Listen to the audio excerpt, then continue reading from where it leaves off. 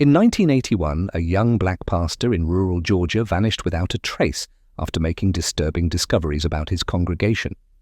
42 years later, church renovators found a dusty VHS tape hidden in the walls labeled Confession, and what they heard on that tape would expose secrets that powerful people had killed to keep buried.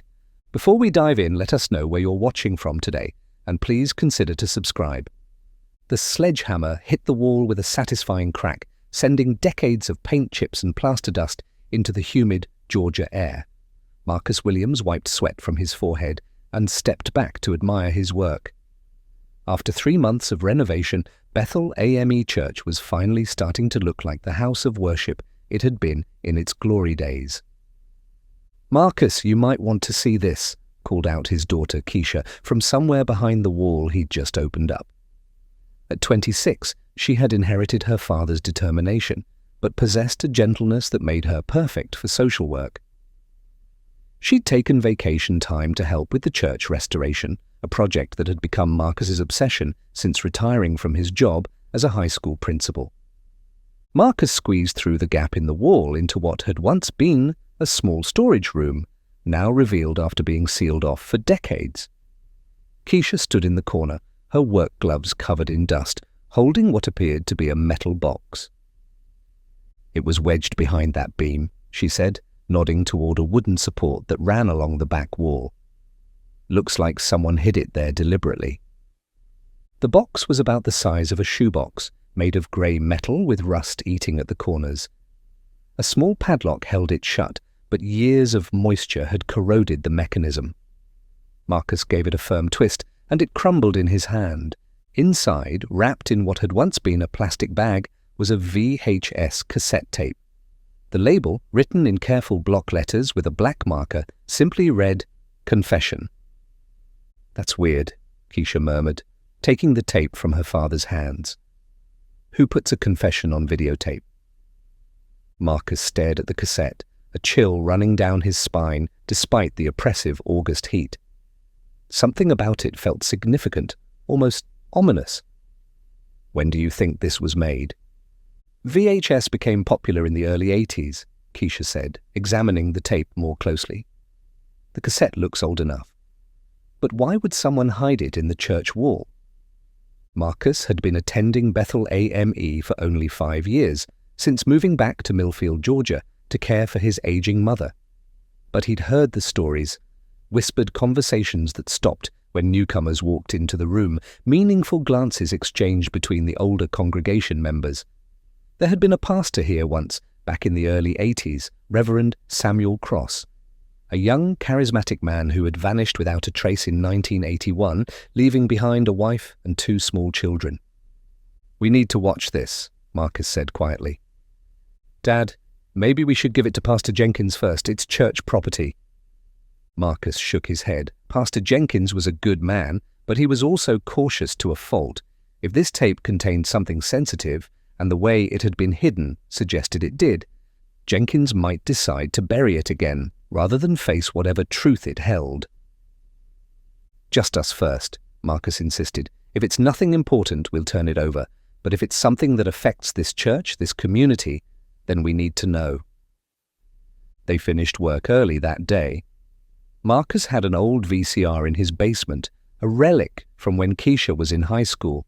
They sat on his worn leather couch, the tape in the machine, both of them staring at the black screen. "You ready?" Keisha asked, remote control in her hand.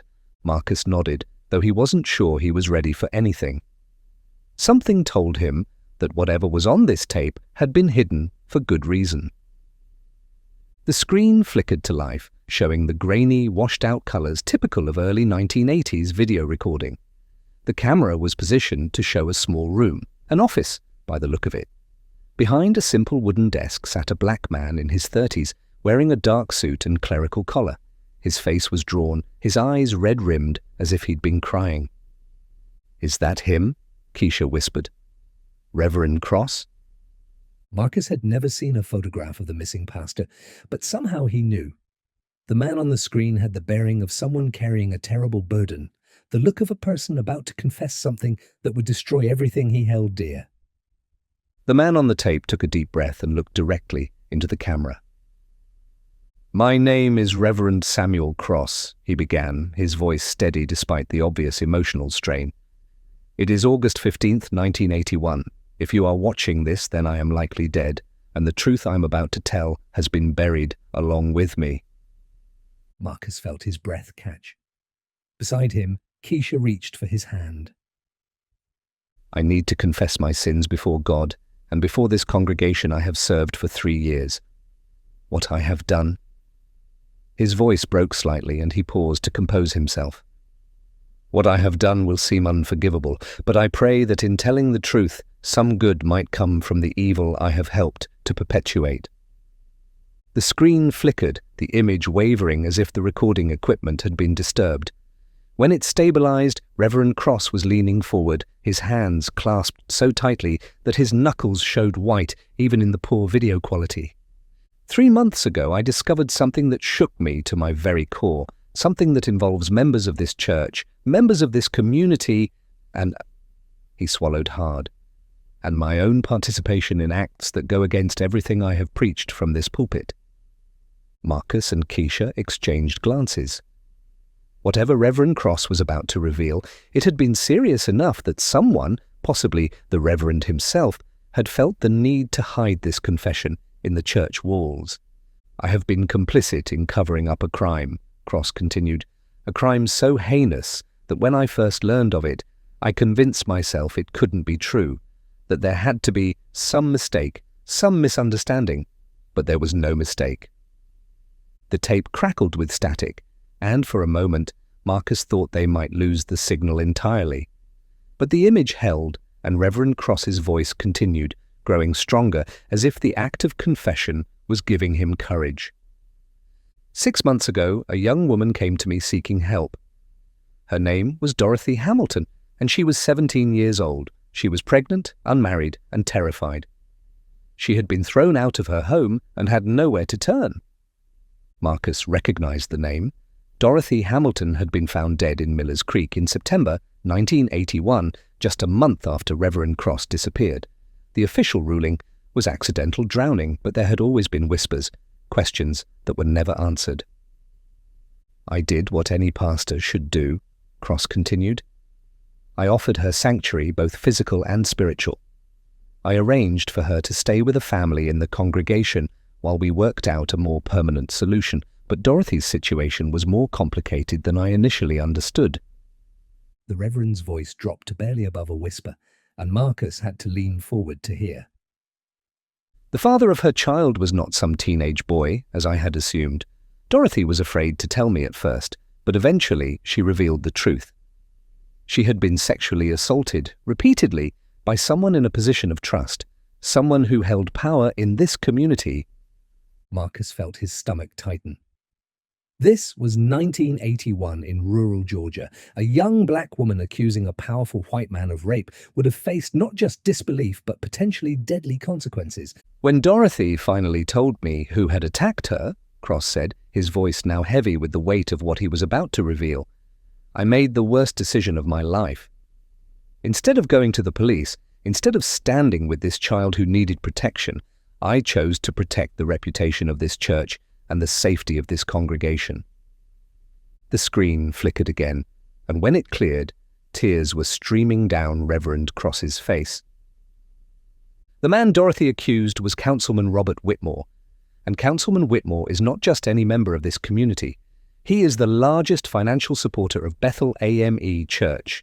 His family has funded our operations for over 50 years. More importantly, he is known for his strong feelings about keeping the races separate and maintaining what he calls proper order in Millfield. Marcus closed his eyes, understanding now why this tape had been hidden.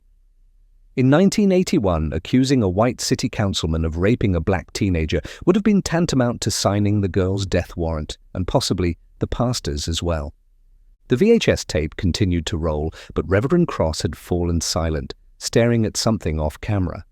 When he finally spoke again, his voice carried the weight of a man who knew he was sealing his own fate. "I told Dorothy that we needed to be careful, that we needed proof before making such a serious accusation, But the truth was I was afraid. Afraid for her, afraid for my congregation, afraid for my own family.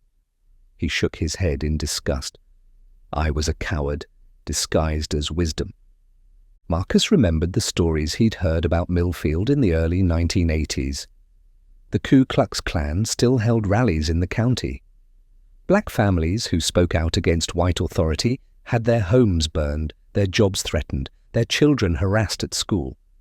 The civil rights movement had brought legal changes, but in small southern towns, old attitudes died hard. I arranged a meeting with Councilman Whitmore, Cross continued. I told myself I was being diplomatic, giving him a chance to make things right. I brought Dorothy with me, thinking that if he saw her face, saw her youth and vulnerability, he might show mercy. Keisha made a soft sound of distress. He didn't, did he? On screen, Reverend Cross's face crumpled. Whitmore denied everything, of course, called Dorothy a liar, said she was trying to trap him for money, but his denial wasn't what shocked me. It was what happened next. The Reverend stood up from behind his desk and walked closer to the camera, his face filling the frame.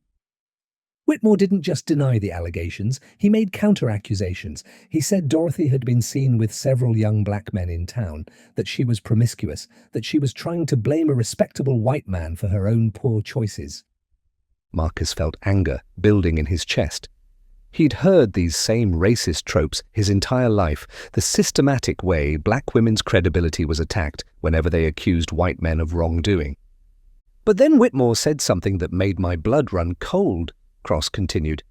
He said that if Dorothy continued to spread these lies, if she didn't leave town immediately, then accidents might start happening. Not just to her, but to anyone who supported her story. The pastor walked back to his desk and sat down heavily. I realized then that I wasn't just dealing with a rapist. I was dealing with someone who had the power and connections to make people disappear. What did you do? Keisha whispered to the screen, though she knew the man couldn't hear her. I made a deal with the devil, Cross said, as if he had heard her question. Whitmore offered Dorothy money, a substantial sum, to leave town and never return. He said he would arrange for her to go to Atlanta, where she could have her baby and start a new life. In exchange, she would never speak of what happened in Millfield. Marcus could see where this was heading, and his heart sank. Dorothy refused at first. She said she didn't want his money, she wanted justice. But Cross's voice broke again. I convinced her to take the deal. I told her it was the only way to keep her safe, the only way to protect her unborn child. I told her that sometimes we have to accept imperfect solutions in an imperfect world. The screen flickered, and for a moment Marcus thought the tape might end there. But it continued, showing Cross wiping his eyes with a handkerchief. Dorothy agreed to leave town, but she never made it to Atlanta. 3 days before she was supposed to go, her body was found in Miller's Creek.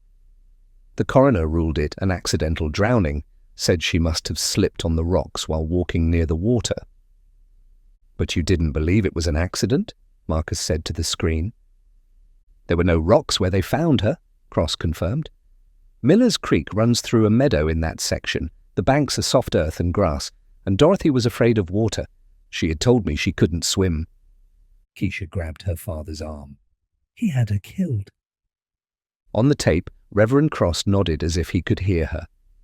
I knew Whitmore had murdered her, but I had no proof, and I realized that my silence had made me complicit in her death.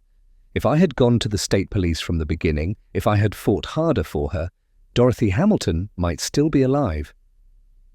The image quality deteriorated for a moment, lines of static rolling across the screen. When it cleared, Cross was holding up a manila envelope. After Dorothy's death, I began investigating Councilman Whitmore more carefully. What I discovered horrified me. Dorothy wasn't his first victim. Marcus leaned forward, his heart pounding. I found 3 other young women who had left Millfield suddenly over the past 5 years. All black, all teenagers, all from poor families who couldn't fight back. I managed to track down one of them. She had moved to Savannah. When I finally convinced her to talk to me, she told me the same story Dorothy had told.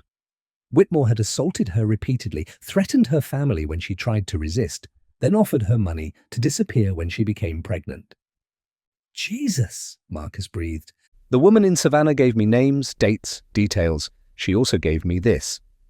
Cross held up what appeared to be a letter. A written account of what Whitmore did to her, signed and witnessed. She said she had been carrying it for 3 years, hoping someday she would find the courage to use it. Cross set the letter down on his desk. I also discovered that Whitmore's pattern wasn't random. He specifically targeted girls who came to local churches for help, girls who were already vulnerable, already isolated from their families. He had been watching our congregation, our community, looking for victims. The full horror of the situation was becoming clear. Whitmore hadn't just been a predator. He had been a calculating serial predator who used his position and power to hunt systematically. I realized I had a choice, Cross continued. I could take this evidence to the FBI, hope that federal authorities would have more power than local police to bring Whitmore to justice. Or I could continue to stay silent, continue to let him prey on young women in our community. So what did you do? Keisha asked. Cross's expression hardened with resolve. I scheduled a meeting with the FBI field office in Atlanta for August 18th, 1981. I was going to turn over everything, the letter, my notes, the names of the other victims I had tracked down. I was finally going to do what I should have done for Dorothy from the beginning. Marcus realized with growing dread what was coming next. August 18th, 1981 was 3 days after this tape was recorded. It was also the day after Reverend Samuel Cross was last seen alive. But I'm not naive, Cross continued. Whitmore has connections throughout this county, throughout this state. He has friends in law enforcement, in local government, in the business community. If he learns what I'm planning to do, he will try to stop me. The pastor reached into his desk drawer and pulled out what appeared to be a small key. That's why I'm making this recording. If something happens to me, before I can meet with the FBI, I want the truth to be preserved somewhere. I'm hiding copies of all my evidence in 3 different locations. This tape and 1 set of documents will be sealed in the church wall, where I pray someday a faithful person will find them and continue the fight for justice. Cross stood up again and walked to the camera. His face filled the screen, and Marcus could see the determination in his eyes despite the fear. If you are watching this, then I was right to be afraid, but I pray you will be braver than I was. I pray you will take this evidence and finish what I started. Dorothy Hamilton deserves justice. The other women Whitmore victimized deserve justice, and if there are more victims after me, they deserve someone who will fight for them. The screen went black, and the VCR clicked as the tape reached its end. Marcus and Keisha sat in stunned silence for several minutes. Finally, Keisha spoke. Dad, we have to take this to the police. Marcus nodded, but his mind was racing. Keisha, if Cross was right about Whitmore having connections in law enforcement, we need to be careful about who we trust. That was 42 years ago. Whitmore might not even be alive anymore. Then we need to find out. Marcus stood up and began pacing. We need to research what happened to Cross, what happened to the investigation, what happened to Whitmore. Before we turn this over to anyone, we need to understand who we can trust. As he spoke, Marcus realized that finding this tape had changed everything. He wasn't just renovating a church anymore. He was about to reopen a murder case that had been buried for 4 decades. The next morning, Marcus sat in the Millfield Public Library, surrounded by stacks of old newspapers and city records. Keisha had taken the day off work to help him research, and they had divided their tasks. She was investigating what had happened to Dorothy Hamilton and the other potential victims, while Marcus focused on Councilman Robert Whitmore and the official investigation into Reverend Cross's disappearance. The newspaper coverage from August 1981 painted a frustratingly familiar picture. The Millfield Gazette had run a brief story about Reverend Cross's disappearance on August 20th, 2 days after he failed to show up for Sunday service. The article described him as a respected member of the community who had left no indication of his intentions. There was no mention of the FBI meeting he had planned, no reference to any investigation he might have been conducting. "Look at this," Keisha whispered, sliding a newspaper clipping across the table. It was Dorothy Hamilton's obituary from September 1981. 17 years old, survived by her grandmother. It says she was known for her sweet nature and strong faith. Marcus studied the small photograph accompanying the obituary. Dorothy had been beautiful, young and hopeful, with bright eyes that should have seen decades more of life. The injustice of her death hit him like a physical blow. "What about the other women Cross mentioned?" he asked. Keisha consulted her notes. "I found records of 3 young black women who left Millfield suddenly between 1976 and 1980. Tanya Williams, age 16, moved to Detroit in 1977 according to school records. Lisa Montgomery, age 17, transferred to Atlanta in 1979, and Carmen Rodriguez, age 15, relocated to Savannah in 1980. Carmen Rodriguez, that must be the woman Cross said he spoke with. "I think so, but Dad, here's the thing. I called the Savannah City Directory, and there's no record of a Carmen Rodriguez matching that age and timeline. Either she changed her name, or she's dead too," Marcus finished grimly. They continued their research in silence for another hour. Marcus was deep in city council records from the early 1980s when he found what he was looking for. Councilman Robert Whitmore's biographical information. Born in 1935, elected to the city council in 1972, re-elected multiple times through the 1980s, owner of Whitmore Construction Company, one of the largest employers in the county. But it was the final entry that made Marcus's blood run cold. Councilman Whitmore died in 1987 at age 52 from complications following a car accident. "He's been dead for 36 years, Marcus told Keisha. "We can't get justice from him directly." "But we can still get justice for his victims," she replied, "and maybe find out what really happened to Reverend Cross." Marcus was about to respond when he noticed someone approaching their table. An elderly black woman with silver hair and sharp, intelligent eyes was walking toward them, her cane tapping against the library floor. "Excuse me," she said quietly, "but I couldn't help overhearing your conversation. Are you researching what happened to Pastor Cross?" Marcus and Keisha exchanged glances. "Yes, ma'am," Marcus replied carefully. "I'm Marcus Williams, and this is my daughter Keisha. We're members of Bethel AME. The woman smiled sadly. "My name is Ruby Hamilton. Dorothy was my granddaughter." Marcus felt his heart skip a beat. This was the woman who had raised Dorothy, who had lost her to Whitmore's violence. "Mrs. Hamilton," Keisha said gently, "we're so sorry for your loss." Ruby Hamilton pulled out a chair and sat down heavily. At 91 years old, she moved with the careful deliberation of someone who had lived too long and seen too much. "I've been waiting 42 years for someone to ask the right questions about Dorothy's death," she said. "When I saw you looking through those old newspapers, when I heard you mention Pastor Cross and Robert Whitmore, I knew it was time." Marcus leaned forward. "Mrs. Hamilton, what can you tell us about what happened?" The elderly woman's eyes hardened. "Dorothy came to me 3 days before she died. She was scared, more scared than I'd ever seen her. She told me she had been meeting with Pastor Cross, that they were planning to go to the FBI about what Robert Whitmore had done to her."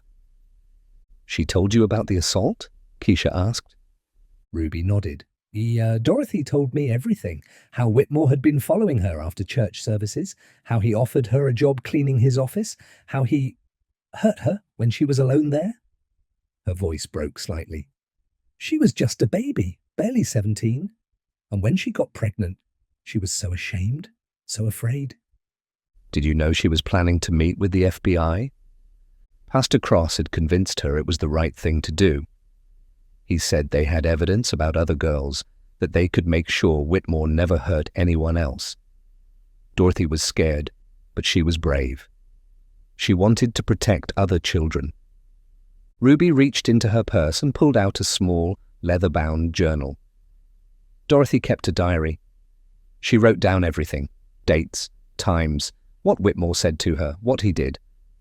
"I've kept it all these years, waiting for someone who would listen." Marcus stared at the journal. "Mrs. Hamilton, this could be crucial evidence." "I know, but in 1981, who was going to believe a poor black grandmother against a powerful white councilman? The sheriff was Whitmore's cousin. The mayor was his business partner. I knew if I came forward, they would find a way to silence me too." "What do you think happened to Dorothy?" Ruby's face darkened. "Dorothy never went to Miller's Creek willingly. She was terrified of water, couldn't swim a stroke. Someone took her there. Someone held her under until she stopped breathing." The three of them sat in heavy silence for a moment. Finally, Marcus spoke. "Mrs. Hamilton, we found something. Evidence that Pastor Cross left behind. We think we can finally get justice for Dorothy." Ruby's eyes filled with tears. "What kind of evidence?" Marcus looked around the library, making sure no one was listening. A videotaped confession. Pastor Cross recorded everything he knew about Whitmore, including testimony from other victims. He hid it in the church before he disappeared. "Sweet Jesus," Ruby whispered. He really was trying to help her. "Mrs. Hamilton," Keisha said gently, "would you be willing to let us copy Dorothy's diary? We want to take everything to the FBI, just like Pastor Cross planned to do." Ruby Hamilton closed her eyes for a long moment. When she opened them, they were filled with determination. "Honey, I've been carrying this burden for 42 years. If there's finally a chance to get justice for my baby girl, then yes, you take that diary, you copy every page, and you make sure the world knows what Robert Whitmore did." As they prepared to leave the library, Ruby Hamilton grabbed Marcus's arm. "There's something else you need to know," she said urgently. "Robert Whitmore didn't work alone. He had help covering up what he did. Help from people who are still alive." Marcus felt a chill run down his spine. "Who?" "His son, David Whitmore. He's a judge now, been on the county bench for 20 years. And his nephew, Tom Whitmore, he's the current sheriff. The family never lost their power, never faced consequences for what Robert did." Ruby's grip tightened on Marcus's arm. "If you're going to fight this family, you need to be careful. They've spent 4 decades making sure this story stayed buried. They won't hesitate to bury you too." As they walked out of the library, Marcus realized the full scope of what they were facing. This wasn't just about seeking justice for crimes committed 42 years ago. They were about to challenge a family that had maintained power and influence for decades, a family that had already killed to protect their secrets. But as he thought about Dorothy Hamilton's bright young face in that obituary photo, about Reverend Cross's courage in making that tape, Marcus knew they had no choice. Some fights were worth the risk. "What's our next move?" Keisha asked as they reached their car. Marcus looked back at the library, where Ruby Hamilton was still standing in the doorway, watching them with hope in her ancient eyes. "We're going to finish what Pastor Cross started," he said.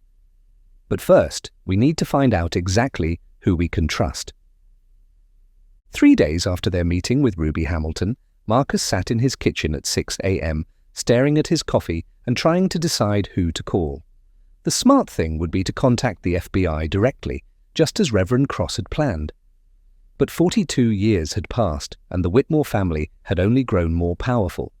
Judge David Whitmore had presided over hundreds of cases. Sheriff Tom Whitmore controlled local law enforcement. How many other officials might be in their pocket? His phone rang, startling him from his thoughts. The caller ID showed Keisha's number. "Dad, turn on Channel 7 News right now." Marcus fumbled for the remote and switched on the television.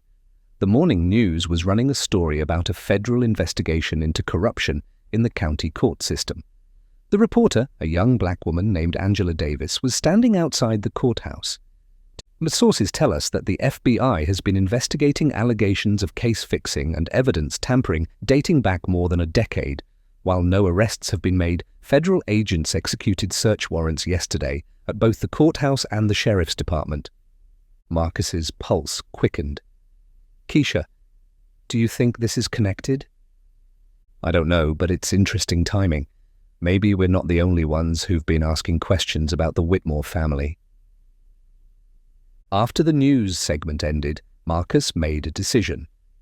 He looked up the number for Channel 7 and asked to speak with Angela Davis. "This is Angela," came the crisp, professional voice. "Ms. Davis, my name is Marcus Williams. I have information about Judge David Whitmore and Sheriff Tom Whitmore that might be relevant to your investigation." There was a pause. What kind of information? The kind that needs to be discussed in person. Are you available to meet today? Mr. Williams, I get a lot of calls from people who think they have information about public officials. Most of it turns out to be gossip or conspiracy theories. This isn't gossip, Marcus said firmly. I have video evidence of murder and sexual assault involving the Whitmore family. Evidence that's been hidden for 42 years. The pause was longer this time. Where do you want to meet? They arranged to meet at a small diner in the next county over, away from Millfield and potential Whitmore surveillance. Marcus arrived first, choosing a booth in the back corner where they could speak privately. Angela Davis arrived 15 minutes later, a woman in her 30s with intelligent eyes and the kind of confident bearing that came from years of asking tough questions. Mr. Williams? She slid into the booth across from him. You said you have video evidence? Marcus had brought his laptop, along with copies of Dorothy's diary and Ruby Hamilton's written statement. Before I show you anything, I need to know, can you protect your sources? The people involved in this story are still in danger. Angela studied him for a moment. I've been a journalist for 12 years. I've never burned a source, and I never will. But I also won't report something I can't verify. Marcus opened his laptop and turned it toward her. This was recorded in August 1981, 3 days before Reverend Samuel Cross disappeared. As Angela watched the videotaped confession, her expression grew increasingly grave. When it ended, she sat back in her seat. Jesus Christ, she whispered, and you found this where? Hidden in the wall of Bethel AME Church during renovation. Cross mentioned he hid evidence in 3 locations. We've only found one so far. Angela was already taking notes. Tell me about Dorothy Hamilton. Marcus showed her the diary, Ruby Hamilton's statement, and the newspaper clippings they had gathered. Angela read through everything carefully, occasionally asking questions or making additional notes. This is incredible, she said finally. But you understand that most of this is 42 years old. Robert Whitmore is dead. Without additional evidence or living witnesses, it might be difficult to prosecute anyone. What about his son and nephew? They had to know what was happening. Ruby Hamilton says they helped cover it up. That's where it gets interesting, Angela said, leaning forward. The FBI investigation I reported on this morning. It started because of allegations that Judge Whitmore has been fixing cases involving sexual assault.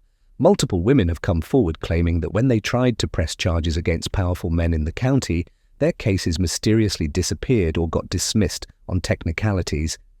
Marcus felt a surge of hope mixed with rage. He's been protecting predators. It looks that way, and Sheriff Whitmore has been accused of intimidating victims and witnesses, making evidence disappear, failing to investigate complaints against certain individuals. The same pattern his uncle used? Exactly. The FBI thinks this corruption goes back decades, but they haven't been able to prove it. What you've found could be the missing piece. Angela closed her notebook and looked directly at Marcus. I want to help you get this story out there, but we need to be smart about it. The Whitmores have had 42 years to build their network of protection. If we move too fast or too carelessly, evidence could disappear and people could get hurt. What do you suggest? First, we need to find the other evidence caches that Cross mentioned. Second, we need to locate any surviving victims who might be willing to testify. Third, we need to coordinate with the FBI investigation that's already underway. Marcus nodded. I have an idea about the other evidence locations. Cross said he hid materials in 3 places. We found one in the church. The second might be at his old house. I can try to get access from the current owners. The third dot. He paused, thinking. Cross was planning to meet with the FBI in Atlanta. Maybe he left something there, or with someone he trusted in the city. I have contacts at the FBI field office in Atlanta, Angela said. Let me make some calls. As they prepared to leave the diner, Angela's phone buzzed with a text message. She read it and frowned. What is it? Marcus asked. One of my sources just texted me. Judge Whitmore called an emergency meeting with several county officials this morning, right after my news report aired. Marcus felt a chill of fear. They know something's happening. Which means we need to move faster than I'd like. Angela stood up and gathered her materials. Mr. Williams, I need you to understand something. Once we start down this path, there's no going back. The Whitmores have killed to protect their secrets before. They won't hesitate to do it again. I understand, Marcus said. But I keep thinking about that young girl, Dorothy Hamilton. She was just 17 years old. She deserved better than what happened to her. Then let's make sure she gets the justice she deserved. As Marcus drove home, his phone rang. It was Keisha. Dad, where are you? I've been trying to reach you for an hour. I was meeting with that reporter, Angela Davis. Why? What's wrong? Someone broke into the church last night. Pastor Jenkins called me this morning. They tore apart the renovation area, especially the wall where we found the tape. Marcus's grip tightened on the steering wheel. Did they find anything? No, thank God, but Dad, they knew exactly where to look. Someone told them about the tape.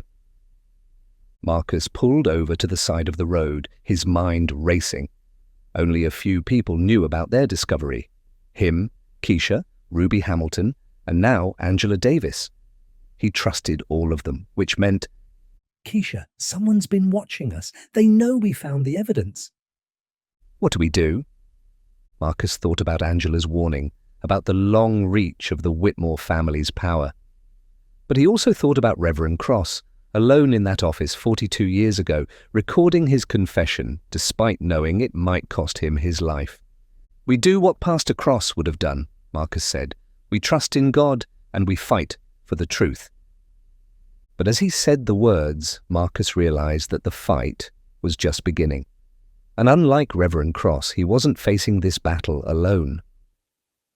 2 weeks later, Marcus stood in the packed courtroom of the Federal District Court in Atlanta, watching as FBI agents escorted Judge David Whitmore and Sheriff Tom Whitmore through the doors in handcuffs. The evidence they had uncovered had been even more extensive than anyone had imagined. Angela Davis had been right about the FBI investigation already underway, but what none of them had expected was how quickly things would move once they provided the missing historical context. The videotaped confession of Reverend Cross had been the key that unlocked decades of carefully buried crimes. The second cache of evidence had been found exactly where Marcus suspected, in the basement of Cross's former home, now owned by an elderly couple who had been more than willing to let FBI agents search the property. Hidden behind a false wall, investigators discovered a metal file box containing witness statements, photographs, and financial records showing payments from Robert Whitmore to various officials throughout the 1980s. The third cache had been the most surprising. Through Angela's FBI contacts, they learned that Reverend Cross had indeed made it to Atlanta before his disappearance. He had met with Special Agent Patricia Coleman on August 17, 1981, and left a sealed envelope with instructions that it only be opened if something happened to him. The envelope had sat in the FBI's evidence storage for 42 years, misfiled and forgotten, until Angela's inquiries prompted a comprehensive records search. Inside that envelope was a complete list of Robert Whitmore's victims, 7 young women between 1975 and 1981, along with detailed accounts of the systematic cover-up involving local law enforcement and city officials. Most shocking of all, the envelope contained a recorded phone conversation between Robert Whitmore and his son David, discussing how to handle the pastor problem permanently. "The Lord works in mysterious ways," Ruby Hamilton said, sitting beside Marcus in the courtroom. At 91, she had lived to see justice finally served for her granddaughter. The federal prosecutor, a sharp woman named Sarah Chen, was addressing the judge. "Your Honor, the evidence shows a pattern of corruption, intimidation, and murder that spans over 4 decades. The defendants used their positions of power to protect predators, silence victims, and eliminate anyone who threatened to expose the truth."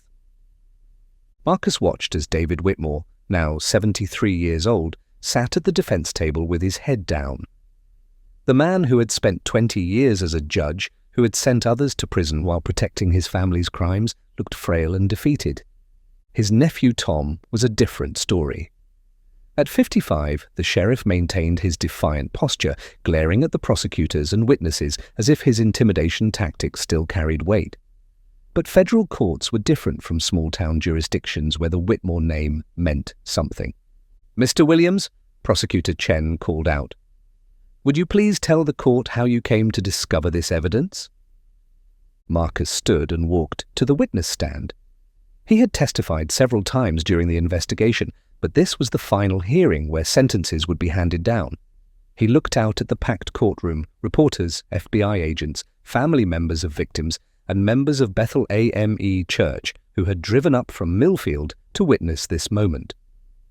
"Your Honor," Marcus began, "I was renovating our church when my daughter and I found a videotape hidden in the wall. When we watched it, we saw Reverend Samuel Cross confessing his role in covering up crimes committed by Robert Whitmore. That tape led us to investigate further, and we discovered that Pastor Cross had been murdered to prevent him from bringing this evidence to the FBI." "And what did you hope to accomplish by coming forward with this evidence?" Marcus thought about Dorothy Hamilton's bright young face, about all the women whose lives had been destroyed by the Whitmore family's crimes. "I hoped that we could finally get justice for the victims, that we could honor the sacrifice Reverend Cross made when he chose to tell the truth, even though it cost him his life." Prosecutor Chen nodded. "No further questions, Your Honor." The defense attorneys had little to say. The evidence was overwhelming, the conspiracy undeniable. Audio recordings, financial records, witness testimony from surviving victims who had finally found the courage to come forward. All of it painted a picture of systematic corruption that had lasted for decades. When it came time for sentencing, Judge Morrison did not mince words. "The crimes committed by the defendants represent some of the most egregious abuses of power this court has ever seen," she said. "You used your positions of trust to protect predators, intimidate victims, and murder those who sought justice. Your actions destroyed lives, corrupted institutions, and perverted the very concept of justice." David Whitmore received 25 years in federal prison for conspiracy, obstruction of justice, and accessory to murder. At his age, it was effectively a life sentence. Tom Whitmore received 30 years for the same charges, plus additional counts related to his role in intimidating recent victims and destroying evidence. As the sentences were read, Marcus felt a profound sense of closure. It had taken 42 years, but Dorothy Hamilton and Reverend Samuel Cross had finally received justice. After the hearing, Marcus and Keisha walked out of the courthouse with Ruby Hamilton, Angela Davis, and several other supporters. The Atlanta sun was shining brightly, and for the first time in months, Marcus felt truly at peace. "Mrs. Hamilton," he said to the elderly woman, "Dorothy would be proud of what we accomplished here." Ruby Hamilton smiled, tears streaming down her weathered face. "She's resting easy now," she said. "They all are."